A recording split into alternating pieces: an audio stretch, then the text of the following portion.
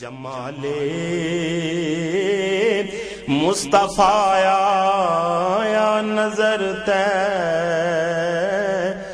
کی گلیوں میں۔ بسم اللہ الرحمن الرحیم۔ الحمدللہ رب العالمین والعاقبۃ للمتقین والصلاۃ والسلام علی سید الانبیاء والمرسلین وعلی آلہ واصحابہ وازواجہ واہل بیتہ وذریاتہ اجمعین۔ اعوذ باللہ من الشیطان الرجیم۔ بسم اللہ الرحمن الرحیم۔ ان اللہ وملائکتہ یصلون علی النبی یا ایہا الذین آمنوا صلوا علیہ وسلموا تسلیما۔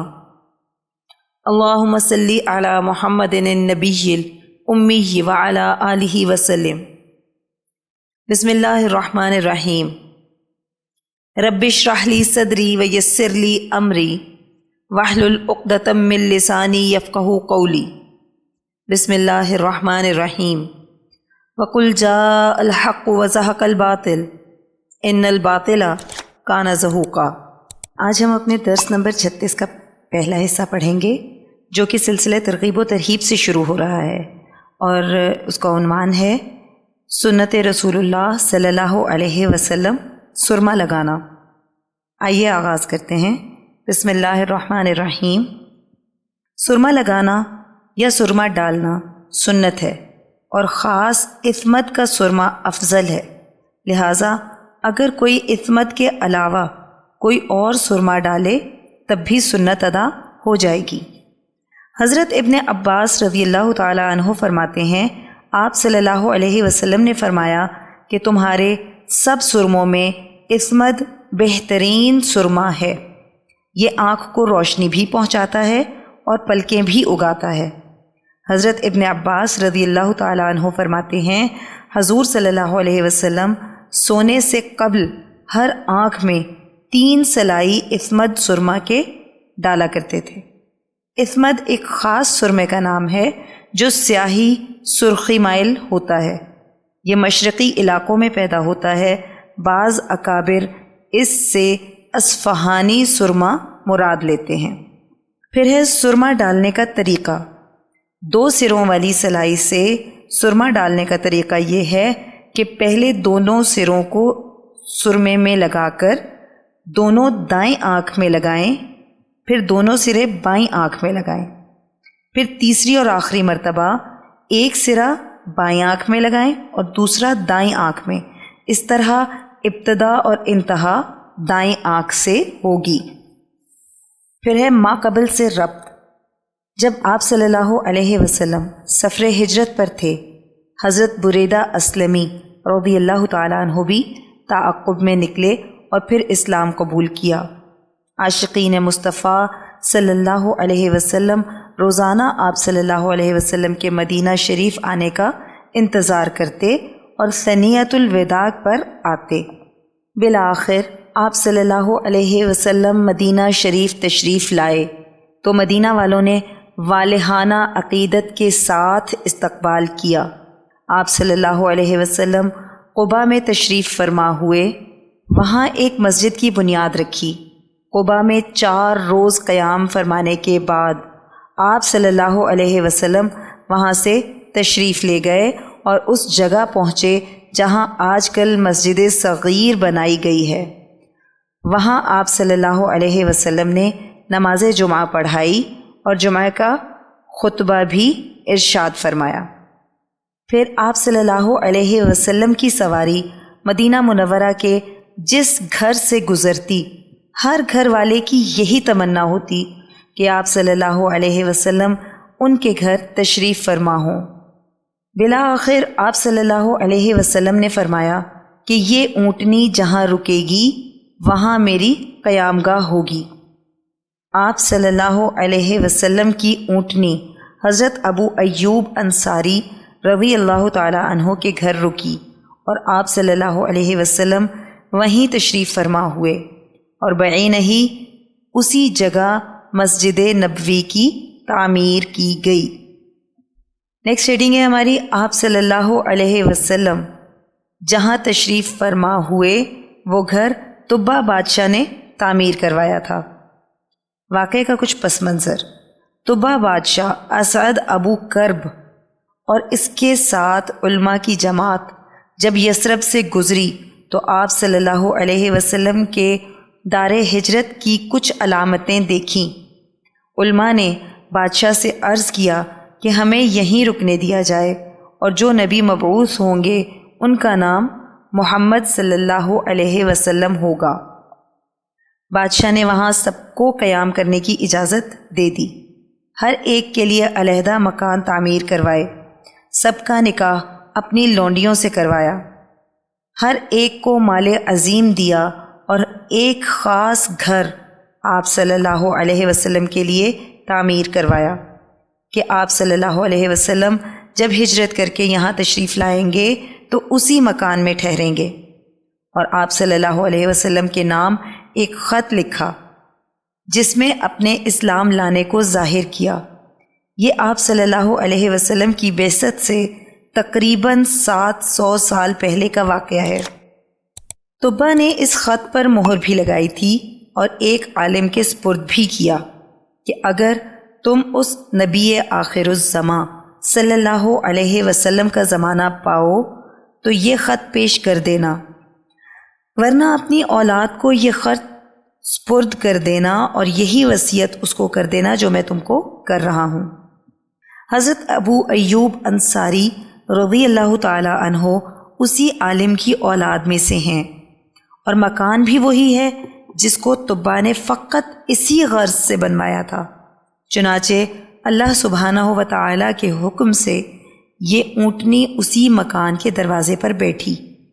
علماء فرماتے ہیں کہ اگر یہ کہہ دیا جائے کہ حضور صلی اللہ علیہ وسلم حضرت ابو ایوب انصاری رضی اللہ تعالیٰ عنہ کے گھر نہیں بلکہ اپنے ہی گھر میں اترے ہیں تو بے جانا ہوگا۔ حضرت ابو ایوب انصاری رضی اللہ تعالیٰ عنہ کا کمال عشق اور ادب۔ حضرت ابو ایوب انصاری رضی اللہ تعالیٰ عنہ فرماتے ہیں کہ جب آپ صلی اللہ علیہ وسلم میرے گھر تشریف لائے تو آپ صلی اللہ علیہ وسلم نے نچلی منزل کو اپنے لیے پسند فرمایا۔ ہم نے بہت اصرار کیا کہ آپ بالائی منزل پر رونق افروز ہوں، مگر آپ صلی اللہ علیہ وسلم نے بالائی منزل پر قیام کرنا اس لیے منظور نہیں فرمایا کیونکہ لوگوں کی آمد و رفت رہے گی۔ تو حضرت ابو ایوب انصاری رضی اللہ تعالیٰ عنہ کے اہل خانہ کو اس آمد و رفت سے تکلیف ہوگی۔ حضرت ابو ایوب انصاری رضی اللہ تعالیٰ عنہ فرماتے ہیں کہ ہم یہ کیسے گوارا کریں کہ شان نبوت صلی اللہ علیہ وسلم تو نیچے رہیں اور ہم اوپر؟ ہمارے لیے تو نچلی منزل ہی موافق و مناسب ہے کہ ہم حضور صلی اللہ علیہ وسلم کے زیر سایہ رہیں۔ حضرت ابو ایوب انصاری رضی اللہ تعالیٰ عنہ فرماتے ہیں کہ جب حضور صلی اللہ علیہ وسلم کو نچلی منزل کا قیام ہی منظور ہوا تو میں اور میرے اہل خانہ متفکر ہوئے کہ ایک تو یہ ادب کے خلاف ہے، دوسرا یہ کہ ہمارے پاؤں کی آواز سے حضور صلی اللہ علیہ وسلم کے آرام میں خلل ہو سکتا ہے، تیسری بات یہ کہ جب ہم یہاں کھڑے ہوں تو کیا معلوم عین اسی جگہ حضور صلی اللہ علیہ وسلم نیچے بیٹھے ہوں، اس لیے دیوار کے ساتھ لگ کے سب سو جاؤ اور چلو تو وہ بھی دیوار کے ساتھ ساتھ چلنا۔ اللہ کی شان کہ گھر میں ایک بڑا مٹکا پانی کا رکھا ہوا تھا، وہ ٹوٹ گیا، اب اس کا پانی کیسے روکیں؟ ان کے پاس ایک ہی لحاف تھا جو سردی میں اوڑھا کرتے تھے۔ جلدی سے حضرت ابو ایوب انصاری رضی اللہ تعالیٰ عنہ نے وہ لحاف اٹھا کر اس پانی پر ڈال دیا کہ پانی اگر کہیں نیچے بہہ پڑا تو آپ صلی اللہ علیہ وسلم کو تکلیف ہوگی۔ اسی طرح انہوں نے سردی کی رات بغیر لحاف کے گزار دی، لیکن آپ صلی اللہ علیہ وسلم کے آرام کا خیال رکھا۔ ایک روایت میں آتا ہے کہ جب صبح ہوئی تو حضرت ابو ایوب انصاری رضی اللہ تعالی عنہ نے عرض کیا، اور ایک روایت میں آتا ہے کہ آپ صلی اللہ علیہ وسلم نے فرمایا، معلوم ہوتا ہے ابو ایوب رضی اللہ تعالیٰ عنہ آپ رات سو نہیں سکے۔ انہوں نے عرض کیا کہ حضور صلی اللہ علیہ وسلم بات بالکل ٹھیک ہے، ہم ادب کی وجہ سے کیسے سوچ سکتے ہیں؟ آپ مہربانی فرما کر اوپر تشریف لے آئیں۔ صحابہ کرام رضوان اللہ علیہم اجمعین کا ادب۔ Next heading. ایک صحابی رضی اللہ تعالیٰ عنہ فرماتے ہیں کہ میں نے ایک صحابی رضی اللہ تعالیٰ عنہ سے پوچھا، حل انت اکبر ام رسول اللہ، کہ آپ عمر میں بڑے ہیں یا حضور صلی اللہ علیہ وسلم بڑے ہیں؟ اب ادب کا تقاضا دیکھیں، کتنا مؤدبانہ جواب دیا ہے۔ رسول اللہ اکبر و انا اقدم منہ، کہ بڑے تو آپ صلی اللہ علیہ وسلم ہی ہیں، بس میں پہلے پیدا ہو گیا ہوں۔ انہوں نے یہ کہنا بھی گوارا نہیں کیا کہ میں بڑا ہوں۔ مولانا جامی رحمۃ اللہ علیہ کے عشق کی انتہا۔ Next heading. مولانا جامی رحمۃ اللہ علیہ فرماتے ہیں کہ اگر 1000 بار اپنے اس منہ کو عرق گلاب سے دھو لوں، پھر میں یا رسول اللہ صلی اللہ علیہ وسلم آپ کا نام لوں، پھر بھی ڈر لگتا ہے کہ کہیں بے ادبی نہ ہو جائے۔ یہ مقام عشق ہے، مقام محبت ہے۔ حضرت ابو ایوب انصاری رضی اللہ تعالیٰ عنہ فرماتے ہیں کہ ہم آپ صلی اللہ علیہ وسلم کے لیے روزانہ کھانا تیار کر کے بھیجا کرتے تھے، جو بچ جاتا آپ صلی اللہ علیہ وسلم واپس فرما دیتے۔ ہم اس برتن میں آپ صلی اللہ علیہ وسلم کی انگلیوں مبارک کے نشان دیکھتے، پھر وہیں سے انگلیاں ڈال کر کھاتے۔ فرماتے ہیں کہ ایک روز ہم نے سالن میں پیاز لہسن شامل کر دیا، جب کھانا واپس آیا تو دیکھا کہ اس میں انگلیوں کے نشان نہیں تھے اور نہ آپ صلی اللہ علیہ وسلم نے کھانا تناول فرمایا تھا۔ دریافت کرنے پر حضور صلی اللہ علیہ وسلم نے فرمایا کہ اس کھانے میں لہسن اور پیاز کی بو محسوس کی، آپ لوگ کھا لیں۔ میں چونکہ فرشتوں سے ہم کلام ہوتا ہوں، اس لیے اس کھانے سے احتراز کرتا ہوں۔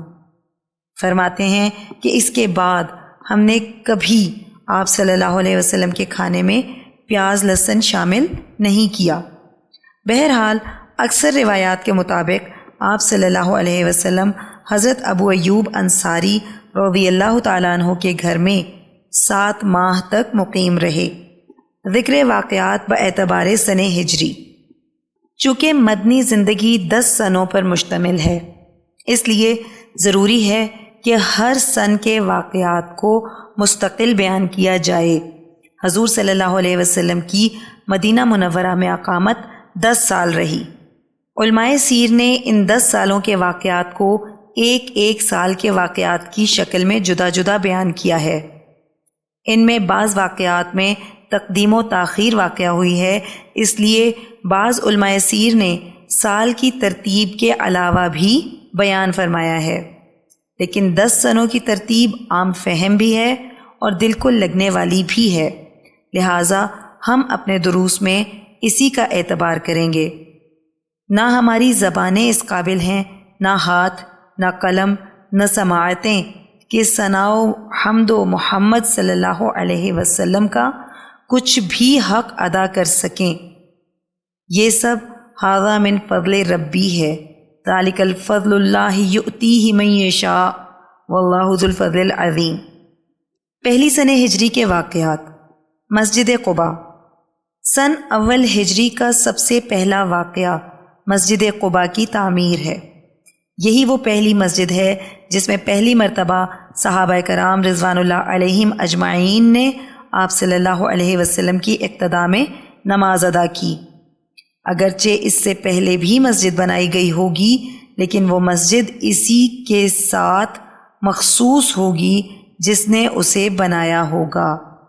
اس کے علاوہ حضرت ابو بکر صدیق رضی اللہ تعالیٰ عنہ کی ایک مسجد تھی جو ابتدائے اسلام میں اپنے گھر کے دروازے پر انہوں نے بنائی تھی، جس میں وہ نماز پڑھتے اور قرآن کی تلاوت کرتے تھے، اور قریش کے بچے اور غلام ان کے گرد جمع ہو جاتے تھے۔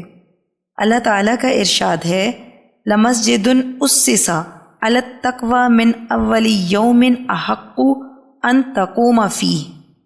سورہ توبہ کی 108 نمبر آیت۔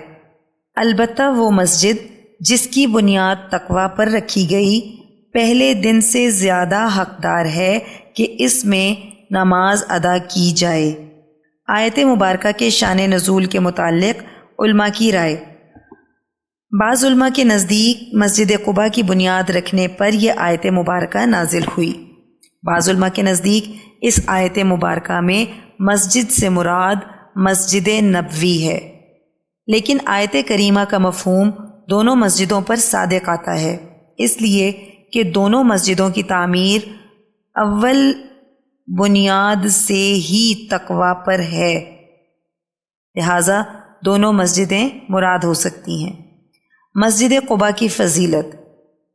امیر المؤمنین سیدنا عمر فاروق اعظم رضی اللہ تعالیٰ عنہ فرماتے ہیں کہ اگر یہ مسجد دنیا کے آخری کنارے پر ہوتی تو میں اس کی طلب میں اونٹ کا جگر پانی کر کے پہنچتا، یعنی جتنی مشقت اٹھانی پڑتی اٹھاتا، پھر وہ اس مسجد کو اپنے ہاتھوں سے صاف کرتے اور کچرا وغیرہ چن کر پھینکتے۔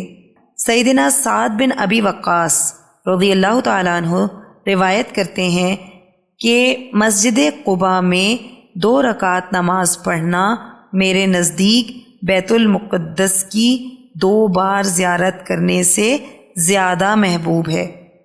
اگر لوگ جانتے کہ اس مسجد میں کتنے نادر اسرار رکھے ہیں تو اس کی طرف دوڑے آتے اور اس کی جستجو کرتے۔ آج بس یہیں تک، انشاءاللہ اس کا اگلا حصہ کل کے درس میں مکمل کریں گے۔ آئیے دعا کر لیتے ہیں۔ اللہم صلی علی محمد النبی الامی وعلی آلہ وسلم۔ اے اللہ، ہماری اس کاوش کو قبول فرمائیں، اس کو ہماری بخشش کا ذریعہ بنا دیں اور اس کو قیامت تک امت کے لیے ہدایت اور عشق نبی صلی اللہ علیہ وسلم کا ذریعہ بنا دیں۔ اے اللہ، جو کچھ پڑھا سنا اس کا ثواب نبی کریم صلی اللہ علیہ وسلم کو تحفتاً، ہدیتاً، نذرانتاً، محبتاً، عقیدتاً پیش کرتے ہیں، قبول و منظور فرما لیں۔ نبی کریم صلی اللہ علیہ وسلم کی برکت سے اس کا ثواب تمام انبیاء کرام، خلفائے راشدین، امہات المؤمنین، اہل بیت اطہار، صحابہ کرام، صحابیات، بزرگان دین، اولیاء اللہ، شہداء، صدیقین، صالحین، مومنین، مومنات، مسلمین، مسلمات تمام کو پیش کرتے ہیں، قبول و منظور فرما لیں۔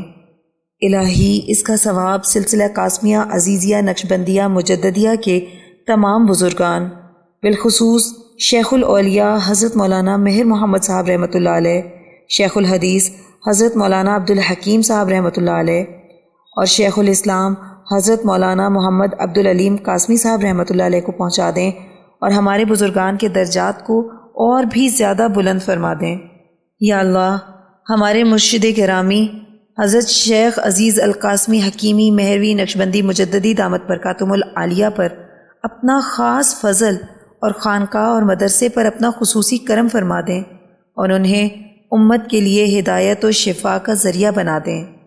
آمین بحرمت سید المرسلین صلی اللہ علیہ وسلم۔ سبحان ربک رب العزت عما یصفون وسلام علی المرسلین والحمد للہ رب العالمین۔ جدھر دیکھی اسی ماہ مبیں کی چاندنی